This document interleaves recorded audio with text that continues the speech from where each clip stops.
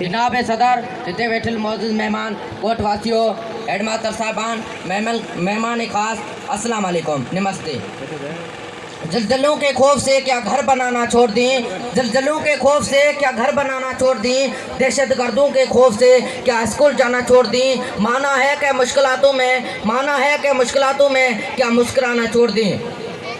Thank you for your invitation. I am Regan from Lakhmiyal. अज मुझी तकरीर जो उनवान है इल्म वडी दौलत है, उन गाल में कोई शक ना है तो इल्म वडी दौलत है। छाकाण त पहिरीं वही जेका पाण सगुर सल्लल्लाहु अलैहि वसल्लम जिन ते गार हिरा में नाज़िल थी, उन में पढ़ण लाइ हुकुम कयो वियो ऐं पढ़ण इल्म जे करे ही मुमकिन है। हिकु हदीस शरीफ में फरमायो वियो है त इल्म हासिल करण हर मर्द तोड़े औरत ते फर्ज़ है ऐं ॿिए हंधि फरमायो वियो आहे त ॼमण खां मरण ताईं इल्म हासिल करियो।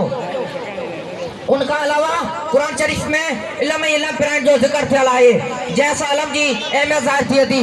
पाण सगोरन सल्लल्लाहु अलैहि वसल्लम इहो बि फरमायो आहे त इल्म हासिल करियो, उन लाइ भली अव्हां खे चीन छो न वञणो पवे। जे असीं गौर करियूं त पतो पवंदो त वाकई इल्म वॾी दौलत आहे, छो त इल्म अहिड़ी दौलत आहे जंहिंखे को चोर चुराए नथो सघे, छो त इल्म अहिड़ी दौलत आहे जेको इंसान खे मरण खां पोइ बि जीअरो रखे थो। जनाब सदर, इल्म जी अहमियत वडी दौलत होइण करे हजरत अली करमला वजह फरमायो त यतीम वो है जंहिंजो पीउ न आहे, यतीम वो न आहे जंहिंजो पीउ न आहे, पर यतीम वो आहे जंहिं इल्म हासिल न कयो आहे।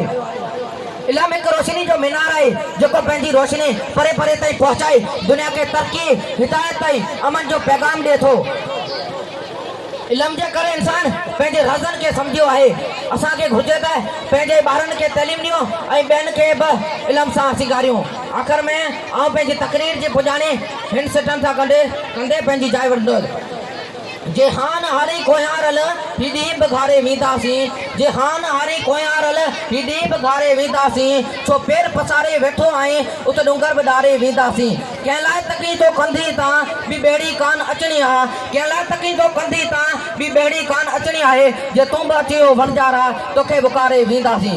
दरिया अंदर जा दहशत आहे कंहिं वक़्तु क़यामत थी वेंदी, दरिया अंदर जा दहशत आहे कंहिं वक़्तु क़यामत थी वेंदी, तव्हां त रुॻो हिन सिद्धू हिते का लहर उभारे वींदासीं। का झिरमिर झिरमिर जुगनूअ जी, का टिम टिम टिम टिम टारीअ जी, गंगुर घटा जो घेरो आहे कंहिंजे त सहारे वेंदासीं, कंहिंजे त सहारे वेंदासीं। Thank U.